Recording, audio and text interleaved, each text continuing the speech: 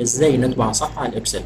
دايما بيورينا مشكلة ان احنا بنيجي نطبع نلاقي ان الكلام جه على اكتر من صفحة، او ان الكلام خط صغير او مش مظبوط في النص بالظبط. طيب نحلها ازاي؟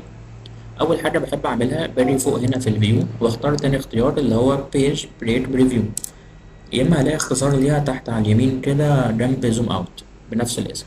طيب هنا هو عمل ايه؟ عملها لك على صفحتين اوتوماتيك، انا مش عايز كده فهسحب الخط ده كده للاخر فبقى عملها لي على صفحة واحدة. تاني حاجة هعمل كنترول بي وافهم الاختيارات اللي هنا بالظبط. اول حاجة هنا لو انا عايز اطبع كذا نسخة، هنا لو انا عندي كذا مكنة طباعة او ان انا عايز اختار الطباعة على بي دي اف، هنا لو انا عايز اطبع الشيت ده بس او الملفات كلها. طيب هنا لو انا عايز اطبع صفحات معينة جوه الشيت ده بختار الصفحة من كذا لكذا. طيب هنا لو انا عايز اطبع على وش بس، هنا لو وش وظهر.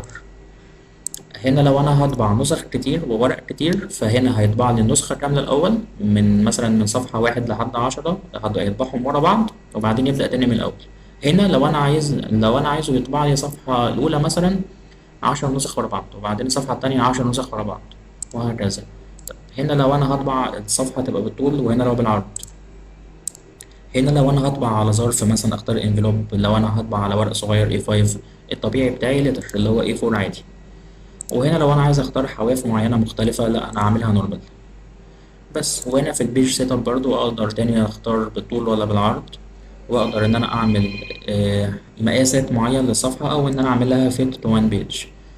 وهنا في المارجنز لو انا عايز اعمل الاختيار ده عشان تبقى ظاهرة بالشكل ده ان هي تطبع في النص فوق، وهنا لو انا عايزها تبقى تطبع في النص في النص بالظبط بقى من كل الاتجاهات بس. واعمل اوكي وابدأ الطباعة.